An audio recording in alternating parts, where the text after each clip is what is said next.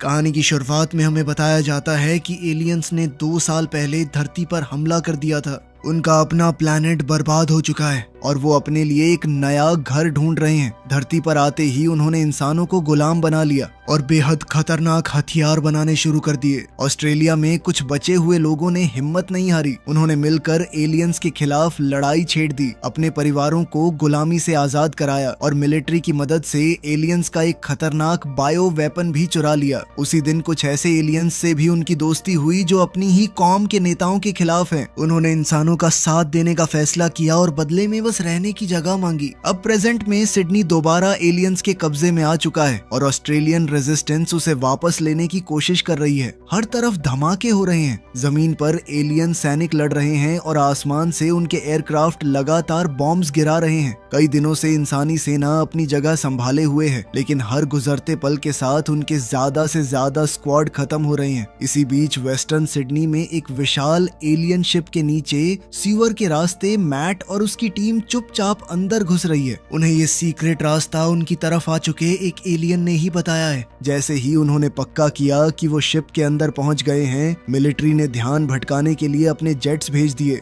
Jets ने ship पर गोलीबारी शुरू कर दी और जवाब में एलियंस ने तुरंत अपने एयरक्राफ्ट आसमान में उतार दिए। शिप के अंदर घुसते ही मैट की टीम को कुछ ऐसे एलियंस मिले जो गार्ड बनकर खड़े हैं, लेकिन असल में इंसानों के साथी हैं। उन्होंने अचानक अपने ही साथियों पर फायरिंग शुरू कर दी। जब एलियंस आपस में लड़ने लगे, मैट और उसकी टीम ने एक पिंजरा ढूंढ निकाला जिसमें कई इंसान कैद हैं। उन्होंने तुरंत पिंजरा बंद करने वाला सिस्टम बंद किया और सभी कैदियों को आजाद करा लिया। बाकी लोग कैदियों को लेकर निकल गए, लेकिन मैट की नजर एक और पिंजरे पर पड़ी। अंदर 3 छोटे एलियन बच्चे हैं। वो चाहता तो उन्हें मार सकता था, लेकिन उसने ऐसा नहीं किया और अपनी लड़ाई में लौट गया। लड़ते लड़ते मैट कंट्रोल रूम तक पहुंच गया। बाहर जेट्स उसे आने वाले खतरे की वार्निंग भेज रहे हैं, लेकिन उसका ध्यान कंप्यूटर में मौजूद फाइल्स पर है। तभी एक विशाल एलियन कमांडर वहां आ गया और उसने मैट की टीम के एक सिपाही को मार दिया। पूरा दल मिलकर उस राक्षस जैसे कमांडर पर टूट पड़ा, लेकिन वो इतना शक्तिशाली है कि कुछ ही पलों में सबको जमीन पर गिरा दिया।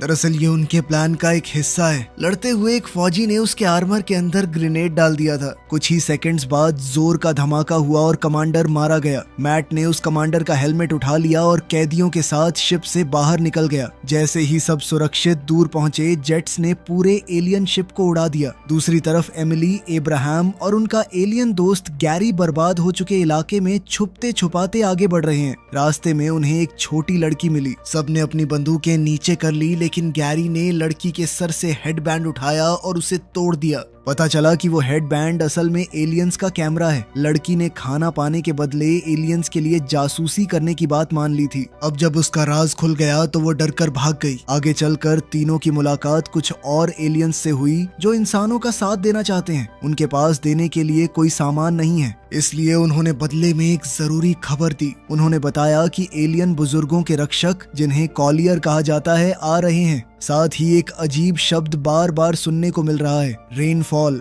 ये जानकारी लेकर सब लोग सिडनी के नीचे बने रेजिस्टेंस हेडक्वार्टर्स लौट आए। वहाँ मैट हेलमेट लेकर पहुंचा। गैरी उस हेलमेट को देखना चाहता था, लेकिन मैट ने थोड़ी मजाक मस्ती के बाद ही उसे हेलमेट दिया। फिर एक मीटिंग बुलाई गई। सबको पता चला कि यूरोप और अमेरिका की सेनाएं भी ये जंग हार रही हैं। यहाँ तक कि न्यूक्लियर वेपन्स भी एलियंस के खिलाफ बेअसर साबित हुए हैं। कमांडर रॉस ने कहा कि सिडनी को बचाना अब मुमकिन नहीं है और सबको शहर छोड़ देना चाहिए। अब्राहम ने विरोध किया। उसका कहना है कि अब भी कई आम लोग मदद के इंतजार में हैं, लेकिन रॉस ने समझाया कि अब जिंदा बचे लोग बहुत कम मिलते हैं और 1-2 लोगों के लिए पूरी सेना को खतरे में नहीं डाला जा सकता। आखिरकार अब्राहम मान गया। तब एमिली ने बताया कि पिछले कुछ हफ्तों से रेनफॉल नाम बार बार सामने आ रहा है। मैट जो डेटा एलियन शिप से लाया है, उसमें भी यही शब्द मौजूद है। हैरानी की बात यह थी कि पूरे डेटा में यही एक इंसानी शब्द है। कैप्टन सैम को याद आया कि रेनफॉल असल में पाइन गैप नाम के एक गुप्त अमेरिकन बेस का कोड नेम है। ये बेस ऑस्ट्रेलिया के बीचों बीच रेगिस्तान में है और लोग इसे एरिया 51 की तरह रहस्यमय मानते हैं। गैरी ने हेलमेट देखकर बताया कि यह काली नाम की इलीट वॉरियर फोर्स का है। ये योद्धा एलियन बुजुर्गों की रक्षा करते हैं और बहुत कम जंगों में हिस्सा लेते हैं। अगर काली यहाँ मौजूद है तो इसका मतलब एलियंस कोई बहुत बड़ा कदम उठाने वाले हैं। रॉस के विरोध के बावजूद अब्राहम ने मैट और गैरी को पाइन गैप की जांच करने भेज दिया। क्योंकि वो इलाका रेगिस्तान के बीच में है तो गैरी ने कहा कि वॉक्स की मदद से हम वहाँ पर पहुँच सकते हैं। एक तरह के एलियंस के घोड़े हैं। अब सिडनी से निकलने की पूरी तैयारी शुरू कर दी गई। सभी सिविलियंस को बसेस और गाड़ियों में बिठाया गया। उनकी सुरक्षा के लिए हथियारबंद सिपाही साथ भेजे गए और आसमानी रक्षा के लिए जेट्स भी उड़ा दिए गए। जैसे ही गेट खुला, एलियंस ने तुरंत हमला कर दिया। उनके एयरक्राफ्ट ने कन्वॉय पर फायरिंग शुरू कर दी। बसेस के अंदर बैठे लोग घबरा गए। जेट्स ने भी जवाब दिया और कई एलियन एयरक्राफ्ट गिरा दिए। लेकिन इस लड़ाई में कुछ इंसानी पायलट्स भी मारे गए। सड़क पर चल रही गाड़ियों से सिपाहियों ने फायरिंग की और कई एलियन एयरक्राफ्ट इमारतों से टकराकर तबाह हो गए। वॉक्स वाली वैन के अंदर मैट और गैरी भी लगातार गोलीबारी कर रहे हैं। तभी उन्हें पता चला कि एमिली का भाई मार्कस छुपकर वैन में आ गया है। मैट ने उसे वापस भेजने की बात की, लेकिन गैरी ने कहा कि एक और मदद करने वाला साथ होना बुरा नहीं होगा। कुछ देर बाद एक बस के पिछले हिस्से में आग लग गई। अंदर बैठे सिविलियंस घबरा कर आगे की तरफ इकट्ठे हो गए, जबकि सिपाही पीछे खड़े होकर गोलियां दागते रहे। आसमान में जेट्स भी पूरी तरह से बसेस को कवर देते चल रहे थे। इसी समय एलियंस की जमीनी सेना ने रेजिस्टेंस हेडक्वार्टर्स पर भी हमला कर दिया। तेज गोलीबारी शुरू हो गई। जो सिविलियंस अब तक नहीं निकले थे उन्हें एक सुरंग के रास्ते ट्रक्स तक पहुंचाया गया। रॉस ने आदेश दिया कि पहले इंसान जाएंगे और एलियन साथी बाद में। एमिली को यह फैसला बिल्कुल पसंद नहीं आया। तभी एक धमाके से पूरी सुरंग हिल गई, छत टूटने लगी। कुछ ही पलों बाद दूसरा धमाका हुआ और सब समझ गए कि एलियंस एंट्रेंस तक पहुंच गए हैं। लड़ाई और भी भयानक हो गई। सिपाही भागते हुए लोगों को बचाने के लिए जान लगाकर लड़ रहे हैं। तब एक और बुरी खबर मिली। मोर्चे पर लड़ रहे सिपाहियों ने बताया कि एलियंस अब सिडनी के ऊपर एक बहुत बड़ा बम गिराने वाले हैं। मौके का फायदा उठाकर एमिली ने एलियन साथियों को भी ट्रक्स में चढ़ा दिया। फिर वो और अब्राहम भी लड़ाई छोड़कर ट्रक्स में बैठ गए। उनका कॉन्वॉय बिल्कुल ऐन मौके पर वहां से निकल गया। इसके बाद ऐसा बम गिराया गया कि पूरे सिडनी को निस्तनाबूद कर दिया गया। जब कॉन्वॉय गांव के इलाके में पहुंचा, मैट, मार्कस और गैरी अपने वॉक्स लेकर अलग हो गए और पाइन गैप की तरफ निकल पड़े। उधर बाकी लोग ब्लू माउंटेन्स में स्थित एक मिलिट्री बेस तक पहुंच गए। सुरक्षा के लिए सभी एलियन साथियों को अलग कर दिया गया ताकि उनकी जांच की जा सके। इस बेस की जिम्मेदारी रॉस के पास है। उसने एमिली और उसकी टीम को पूरा बेस दिखाया। ये एक पुराना मिलिट्री रिसर्च कॉम्प्लेक्स है जो 1950 के दौर में गुप्त प्रोजेक्ट्स के लिए इस्तेमाल होता था और अब तो उन्होंने फौज का इसे एकदम एडवांस बेस बना दिया है। रॉस ने यह भी बताया कि इंसान एलियन टेक्नोलॉजी का इस्तेमाल करके अपने एयरक्राफ्ट को अपग्रेड कर रहे हैं ताकि जंग में उन्हें थोड़ा बराबर का मौका मिल सके।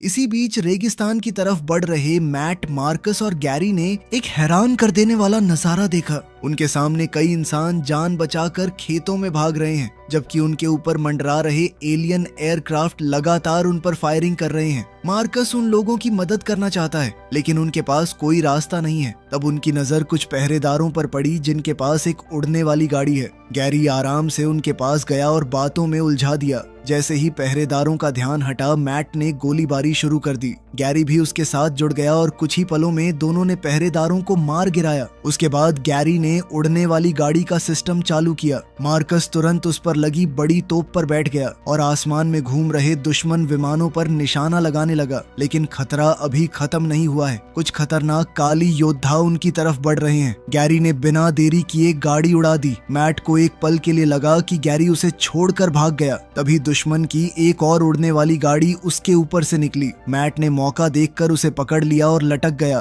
थोड़ी ही देर में दुश्मन विमान भी पीछा करने लगे। उन्होंने गैरी की गाड़ी पर एक जोर का वार किया, लेकिन हैरानी की बात है कि उसे कोई नुकसान नहीं हुआ। मार्कस लगातार तोप चला रहा है और कई विमानों को गिरा रहा है। इसी बीच दुश्मन की दूसरी गाड़ी गैरी के पास पहुंच गई और उसकी गाड़ी को टक्कर मारने लगी। गैरी ने रफ्तार बढ़ा दी ताकि पीछा छुड़ा सके। दुश्मन गाड़ी में बैठा एलियन भी लगातार फायरिंग कर रहा है। मैट उस गाड़ी की छत पर चढ़ गया और सीधा उस एलियन से भिड़ गया। दोनों के बीच जबरदस्त हाथापाई हुई। एक समय ऐसा आया जब एलियन ने लगभग मैट को नीचे गिरा दिया, लेकिन उसी वक्त मैट ने गाड़ी का ऊपर वाला ढक्कन खोल दिया। ड्राइवर ने तुरंत उसे बंद कर दिया और मैट को दोबारा बाहर की तरफ धकेल दिया। इतने में मार्कस ने एलियन पर हमला कर दिया, जिससे मैट को थोड़ा समय मिल गया, लेकिन लड़ाई जारी रही। एलियन ने मैट की छाती पर एक बम लगा दिया। मैट ने दिमाग लगाया और वही बम अंदर ड्राइवर के पास फेंक दिया। इसके तुरंत बाद वो गाड़ी से कूद गया। कुछ ही पल बाद गाड़ी हवा में फट गई, लेकिन मुसीबत खत्म नहीं हुई। उस धमाके में एक एलियन बच गया था।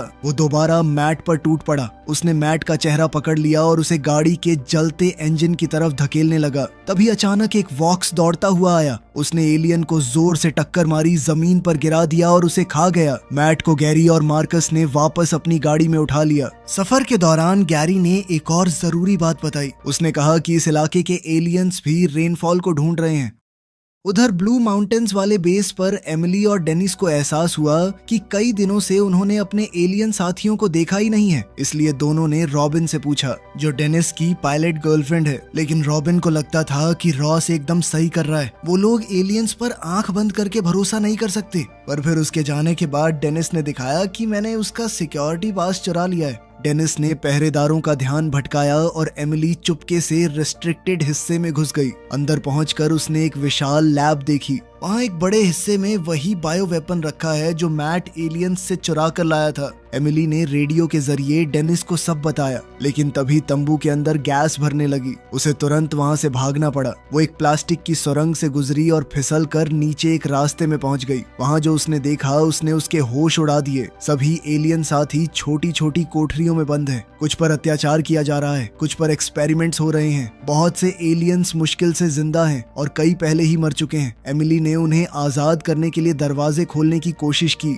लेकिन तब तक रॉस के आदमी वहां पहुंच गए। उन्होंने उसे घेर लिया और पकड़ लिया। दूसरी तरफ मैट, गैरी और मार्कस ने वॉक्स के साथ एक जगह डेरा लगा लिया। मैट अब भी एलियंस पर पूरी तरह भरोसा नहीं कर पा रहा है। तभी दूर पहाड़ों की तरफ से एक भयानक दहाड़ सुनाई दी। गैरी ने आवाज पहचान ली। वो ज़ाइलिक है। ज़ाइलिक एक विशाल शिकारी जानवर है जो वॉक्स को खा जाता है। कुछ ही देर में वो पहाड़ से नीचे उतरता हुआ नजर आया। तीनों ने तुरंत फायरिंग शुरू कर दी, लेकिन उसकी मोटी खाल पर गोलियों का कोई असर नहीं हुआ। राक्षस सीधा वॉक्स की तरफ बढ़ने लगा। मैट उनकी मदद के लिए भागा, लेकिन अचानक एक धमाका हुआ और पास खड़ी गाड़ी उड़ गई। मैट जोर से दूर जा गिरा। ये धमाका दो काली योद्धाओं ने किया है। गैरी तुरंत उनसे भिड़ गया। उसने अपनी एलियन पिस्टल से एक को मार गिराया, लेकिन दूसरे काली योद्धा ने तलवार के एक वार से उसका हथियार गिरा दिया और रेनफॉल का ठिकाना पूछने लगा। गैरी मुस्कुराया और अपनी तलवार निकाल ली। अब दोनों के बीच तलवारों की भयानक टक्कर शुरू हो गई। गैरी एक अच्छा फाइटर है, लेकिन सामने वाला और ज्यादा खतरनाक था। उधर मार्कस ज़ाइलिक पर फायरिंग करता रहा और वॉक्स भी जानवर से लड़ते रहे, लेकिन ज़ाइलिक ने एक वॉक्स को गिरा दिया और मार्कस को भी जोर से टक्कर मारकर बेहोश कर दिया। अब वो मार्कस को खाने ही वाला है। मैट ने उस पर फायरिंग की, लेकिन उसके हथियार की ऊर्जा खत्म हो गई। ज़ाइलिक ने मुंह खोला और मैट की तरफ बढ़ा। तभी एक जोर का धमाका हुआ। एक ताकतवर बॉम्ब सीधा ज़ाइलिक से टकराया और वो तुरंत मर गया। काली योद्धा एक पल के लिए भटक गया। गैरी ने इसी मौके का फायदा उठाया और उसे मार गिराया। कुछ दूर एक रोशनी दिखाई दी। मैट ने तुरंत अपना हथियार उठा लिया, लेकिन सामने दुश्मन नहीं है। वो पीटर और उसकी बेटी बेला हैं। 2 साल पहले बच निकलने के बाद दोनों लड़ाई वाली टीम से अलग हो गए थे और पहाड़ों के पास एक गुप्त गांव में रहने लगे थे। पीटर उन सबको भी अपने साथ ले गया, जहां गांव के लोग गैरी को देखकर बहुत ज्यादा डर गए। खुशकिस्मती से मार्कस को कोई गंभीर चोट नहीं लगी और वो होश में आ गया। बातों बातों में गैरी ने पीटर से कहा कि मैंने सुना है आपने 2 साल पहले एक कैद एलियन का सर कुचल दिया था। पीटर ने इस बात को नकारा नहीं, लेकिन इतना जरूर कहा कि अब मैं वैसा नहीं हूँ। दूसरी तरफ गांव के लोग घर के बाहर इकट्ठा होने शुरू हो गए थे। सब गैरी को उनके हवाले करने की मांग कर रहे हैं। पीटर ने साफ मना कर दिया। मार्कस भी भीड़ और वॉक्स के बीच खड़ा हो गया। अब गांव वाले जबरदस्ती घर में घुसने की कोशिश करने लगे। इतने में गैरी खुद बाहर आया और कहने लगा कि अगर किसी में हिम्मत है तो आओ लड़ो मुझसे। पीटर भी गैरी की मदद के लिए कूद पड़ा, लेकिन 2 लोग पूरी भीड़ का सामना नहीं कर सकते। गांव वालों ने पीटर को पकड़ लिया और गैरी को पीटना शुरू कर दिया। तब मैट ने आसमान की तरफ गोली चला दी। आवाज सुनते ही सब पीछे हट गए। भीड़ के चले जाने के बाद पीटर और बेला ने फैसला किया कि वो मैट की मिशन में मदद करेंगे। उधर मिलिट्री बेस पर रॉस ने अपने आदमियों को एमिली को कैद करने का आदेश दिया, लेकिन तभी एब्राहम और उसकी टीम वहां पहुंच गई। एमिली ने सबको बताया कि उसने लैब में क्या देखा है। अब सच छुप नहीं सकता है। रॉस ने खुद पूरी बात बता दी। वो बायो वेपन में बदलाव करके उसे ऐसा बना रहा है कि वो सिर्फ एलियंस को मार दे। प्रॉब्लम ये है कि वो डीएनए पर हमला करता है, इसलिए वो अच्छे और बुरे एलियंस में कोई फर्क नहीं कर पाता। अब्राहम ने तुरंत कहा कि ये तो पूरी एक जाति का सफाया करने जैसा है, लेकिन रॉस को इससे कोई फर्क नहीं पड़ा। उसने कहा कि एलियंस जल्द ही बेस तक पहुंच जाएंगे और उनके पास ज्यादा समय नहीं है। माहौल गर्म हो गया। रॉस के आदमियों ने अपने हथियार निकाल लिए। जवाब में अब्राहम की टीम ने भी हथियार तान दिए। तभी कैप्टन सैम अपनी टीम के साथ वहां पहुंच गया। रॉस ने उसे अब्राहम की टीम को गिरफ्तार करने का आदेश दिया, लेकिन जैसे ही सैम को जेनोसाइड वाली योजना का पता चला, उसने उल्टा अपने आदमियों को रॉस को पकड़ने का हुक्म दे दिया। अब बेस की कमांड अब्राहम के हाथ में आ गई, लेकिन उसी पल पूरे बेस में अलार्म बजने लगा। एलियंस पहुंच चुके हैं। 3 विशाल शिप्स ने आते ही बेस पर हमला कर दिया। उन्होंने बेस के पावर सोर्स को ही तबाह कर दिया। बिजली चली गई, सिस्टम बंद हो गए और पायलट्स से संपर्क टूट गया। फिर अचानक स्पीकर्स पर एक एलियन संदेश गूंज उठा। एलियंस ने धमकी दी कि अगर एमिली ने खुद को उनके हवाले नहीं किया तो वो पूरा बेस मिटा देंगे। एमिली के दोस्त उसे जाने नहीं देना चाहते, लेकिन एमिली को लगा कि शायद सबकी जान बचाने का यही एक रास्ता है। सैम ने अपने सिपाहियों को बाहर की स्थिति जानने के लिए भेज दिया, जबकि अब्राहम एमिली के साथ एलियंस से मिलने गया। वहाँ एक एलियन बुजुर्ग ने एमिली से बात की। उसने कहा कि एलियंस उसे इंसानों का लीडर समझते हैं और शुरुआत में एलियन भी साथ काम करने को तैयार थे, लेकिन अब उनको लैब में हो रहे एक्सपेरिमेंट के बारे में पता चल चुका है। उसके नजरिए में एमिली भी उन सब में शामिल है। ये बोलते ही उसने अपने भाले से एमिली पर हमला कर दिया, लेकिन अब्राहम बीच में आ गया। उसने एमिली को जोर से धक्का देकर हटा दिया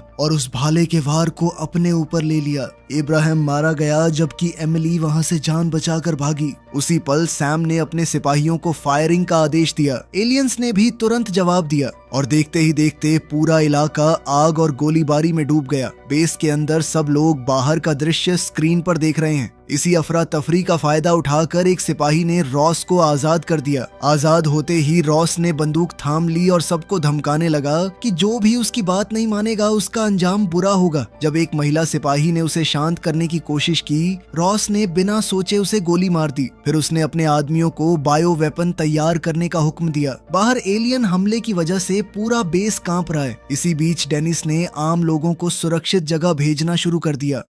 दूसरी तरफ मैट, मार्कस, गैरी और बाकी लोग आखिरकार पाइन गैप पहुंच गए। वो लोग अंदर घुसे और उन्हें कुछ सुनसान दफ्तर मिले जो सालों से छोड़े हुए लग रहे हैं। तभी उन्हें एक अजीब सी आवाज सुनाई दी। आवाज का पीछा करते हुए वो ऊपर गए और हैरान रह गए। वहाँ कोई रह रहा है। ये CIA एजेंट बड का घर है और उसके साथ स्टीव नाम का एक एलियन रहता है जो गैरी की तरह इंसानों की भाषा बोल सकता है। जब मैट ने रेनफॉल के बारे में पूछा, बड ने सच्चाई बताई। उसने कहा कि स्टीव कई दशकों पहले धरती पर क्रैश हुआ था। फिर बड सबको एक गुप्त रास्ते से ले गया जो एक रिस्ट्रिक्टेड चैम्बर तक जाता है। वहाँ पहुंचकर सबको रेनफॉल का असली राज पता चला। रेनफॉल दरअसल एक विशाल एस्ट्रॉइड है जो आज से कई साल पहले समुद्र की गहराइयों में मिला था। उस एस्ट्रॉइड के अंदर एलियन टेक्नोलॉजी लगी हुई है। बड का मानना है कि लाखों साल पहले एलियंस ने इसी एस्ट्रॉइड को धरती पर भेजा था ताकि यहाँ की जिंदगी का सफाया हो जाए। मैट ने तुरंत बेस से संपर्क किया और बड ने रॉस को भी यह जानकारी दी। बड ने समझाया कि अगर एलियंस इस एस्ट्रॉइड को फिर से हासिल करके दोबारा धरती पर गिरा दें तो पूरी मानव जाति का वही हाल होगा जो कभी डायनासोर्स का हुआ था। रॉस ने यह सुनते ही एक खतरनाक योजना बना ली। उसने सोचा कि एस्ट्रॉइड के अंदर बायो वेपन रख दिया जाए। जब एलियंस उसे ले जाएंगे तब वही हथियार उनके खिलाफ काम करेगा। जैसे ही गैरी ने बायो वेपन का नाम सुना, वो गुस्से से भर गया। उसने कंप्यूटर तोड़ना शुरू कर दिया और संपर्क टूट गया। मैट ने उसे जोर से धक्का दिया। गैरी पीछे गिरकर सीधा एस्ट्रॉइड से टकरा गया। तभी एस्ट्रॉइड तेज रोशनी से चमक उठा। कुछ ही पल में उसने अपनी जगह का संकेत एलियन बुजुर्ग तक भेज दिया। स्टीव ये देखकर सन्न रह गया। उसने कहा कि यह काम सिर्फ कॉलियर कर सकते हैं। इसका मतलब था कि गैरी खुद एक कॉलियर है। मैट ने तुरंत अपना हथियार उठा लिया, लेकिन मार्कस गैरी के सामने खड़ा हो गया। पीटर ने भी मैट को समझाया कि गैरी उनका दोस्त है और पूरी एक जाति का सफाया करना गलत होगा। आखिर सबने फैसला किया कि बायो वेपन का इस्तेमाल नहीं करेंगे, इसके बजाय एस्ट्रॉइड को ही उड़ा देंगे। लेकिन उससे पहले ही अचानक बिजली चली गई। कुछ ही पलों में हवा के रास्तों और एलिवेटर शाफ्ट से कई एलियंस कमरे में घुस आए। इंसानों ने गोलीबारी शुरू कर दी, जबकि गैरी अपनी तलवार लेकर दुश्मनों पर टूट पड़ा। उसकी काली ट्रेनिंग साफ नजर आ रही है। वो एक के बाद एक एलियन को तलवार धार से काट रहा है। पीटर ने कुछ गैस कैनिस्टर्स पर गोली चला दी। जोरदार धमाका हुआ और कई दुश्मन एक साथ मर गए। लेकिन मुश्किल ये थी कि जितने एलियंस मारे जा रहे हैं उससे ज्यादा अंदर घुसते जा रहे हैं। आखिर टीम ने फैसला किया कि लड़ाई में समय बर्बाद करने के बजाय एस्ट्रॉयड तक पहुंचना ज्यादा जरूरी है। वो लोग कॉरिडोर की तरफ दौड़े, लेकिन वहां भी एलियंस रास्ता रोके खड़े हैं। तभी वॉक्स उन पर टूट पड़े। उन्होंने एलियंस को जमीन पर गिरा दिया और उन्हें खाना शुरू कर दिया। उधर बेस पर सैम के सिपाही आखिरी दम तक लड़ रहे हैं। हालात बहुत बुरे हैं, लेकिन किसी ने हार नहीं मानी। आसमान में जेट्स ने भी उड़ान भरी और आर्म मिसाइल से एलियन विमानों को गिराना शुरू किया। साथ ही उनके पास बायो वेपन वाले मिसाइल्स भी तैयार रखे गए हैं। इसी दौरान एमिली चुपके से अंदर पहुंच गई और डेनिस के साथ मिलकर कम्युनिकेशन ऑफिसर को डरा कर भगा दिया। डेनिस ने सिग्नल बदला और रॉबिन से संपर्क किया। एमिली ने उसे लैब के एक्सपेरिमेंट और जेनोसाइड वाली योजना के बारे में सब बता दिया। लेकिन बदकिस्मती से यह संदेश सिर्फ रॉबिन तक नहीं गया। पूरे बेस ने उसे सुन लिया। रॉस ने भी रॉबिन से संपर्क किया और उसे अपने पुराने आदेश याद दिलाए। रॉबिन ने पीछे हटने का फैसला किया और दूसरे पायलट्स को भी वही करने को बोला। लेकिन रॉस का वफादार एक सिपाही उसकी बात मानने को तैयार नहीं हुआ। उसने सीधा बायो वेपन वाला मिसाइल एक शिप में दाग दिया। मिसाइल लगते ही शिप आसमान से गिरने लगा। साथ ही जहरीली गैस फैल गई और बाहर मौजूद कई एलियंस मरने लगे। मौका देखकर सैम और उसके सिपाही अंदर घुस गए और रॉस के आदमियों पर फायरिंग शुरू कर दी। लेकिन रॉस पिछले दरवाजे से भाग निकला। अपने आदमियों को मरने के लिए छोड़कर वो सीधा नीचे वाली लैब में पहुंच गया। वहां उसे पता चला कि गैस को कैद खानों तक पहुंचने में अभी समय लगेगा। उधर कम्युनिकेशन रूम में एमिली और डेनिस को ढूंढ लिया गया। दोनों गोलीबारी में फंस गए। डेनिस ने एमिली से कहा कि तुम जाओ, मैं इन्हें संभालता हूँ। एमिली अकेली लैब की तरफ दौड़ पड़ी। वहां पहुंचकर उसने एक वैज्ञानिक को बेहोश कर दिया और फिर सीधा रॉस के सामने जा खड़ी हुई। दोनों के बीच हाथापाई शुरू हो गई। रॉस ने एमिली को बुरी तरह पीटा। एमिली ने पास रखे गैस सिलेंडर से उस पर वार किया और कंट्रोल पैनल तक पहुंचने की कोशिश की, लेकिन रॉस ने उसका गला पकड़ लिया। सांस रुकने लगी, फिर भी एमिली इतनी पास है कि उसने एक बटन दबा दिया। बटन दबते ही टेंट के अंदर गैस छूट गई। एमिली भागकर बाहर निकल गई और दरवाजा बंद कर दिया। रॉस अंदर ही फंस गया। कुछ देर बाद उसकी सांस घुटने से मौत हो गई। थोड़ी देर बाद स्पीकर्स पर सैम की आवाज गूंजी। उसने घोषणा की रॉस मर चुका है और अब बेस की कमांड उसके पास है। ये सुनते ही डेनिस पर हमला कर रहे सिपाहियों ने फायरिंग रोक दी। उधर पाइन गैप में सब लोग एस्ट्रॉयड के कमरे वाले कॉरिडोर में पहुंच गए। एलियंस उनके बिल्कुल पीछे हैं, लेकिन लड़ाई शुरू होने से पहले ही एलियन शिप ने एक खास बीम का इस्तेमाल किया। पूरा बेस हिलने लगा और एस्ट्रॉयड वाला कमरा धीरे धीरे ऊपर उठने लगा। कॉरिडोर बीच से टूटकर दो हिस्सों में बंटने लगा। गैरी उस हिस्से में फंस गया जो नीचे गिर रहा है। उसके साथ कई एलियंस भी गिरने लगे। ज्यादातर एलियंस गहराई में गिरकर मर गए। सिर्फ गैरी और एक दुश्मन कुछ केबल्स पकड़कर लटक रहे हैं। बेला ने तुरंत अपना चाकू निकाला और कुछ केबल्स काट दिए। दुश्मन का संतुलन बिगड़ गया और वो नीचे गिर गया। जब कॉरिडोर पूरी तरह टूटने लगा, मैट दौड़कर आया और गैरी का हाथ पकड़ लिया। आखिरी पल में उसने गैरी को बचा लिया। उस वक्त मैट ने उसे भाई कहकर पुकारा। ये पहली बार है जब उसने गैरी को पूरी तरह अपना माना। तब तक एलियन शिप एस्ट्रॉयड को अपने अंदर वापस से समा चुकी थी। नीचे सब लोग बेबस होकर बस उसे देखते रहे। बेस पर एमिली ने कैद एलियंस को आजाद कर दिया। कुछ एलियंस गैस की वजह से फिर भी बच नहीं सके। जब ट्रक सिविलियंस और कुछ सुरक्षा कर्मियों को लेकर निकले, तब सिपाही और पायलट्स पीछे रुक गए ताकि दुश्मन का ध्यान अपनी तरफ खींच सके। आखिरकार पूरा बेस तबाह हो गया। रॉबिन भी दूसरे पायलट्स के साथ लड़ते हुए मारी गई। कुछ समय बाद सभी बचे हुए लोग पहाड़ी गांव में पहुंच गए। पीटर भी वापस लौट आया। अब सबको मिलकर एक नई योजना बनानी है ताकि अपने साथियों को बचा सकें और आने वाली लड़ाई के लिए तैयार हो सके। कहानी पसंद आई तो इस मूवी का पहला पार्ट आपकी स्क्रीन पर ये रहा, जाके देख सकते हो। मिलते हैं अगली वीडियो में।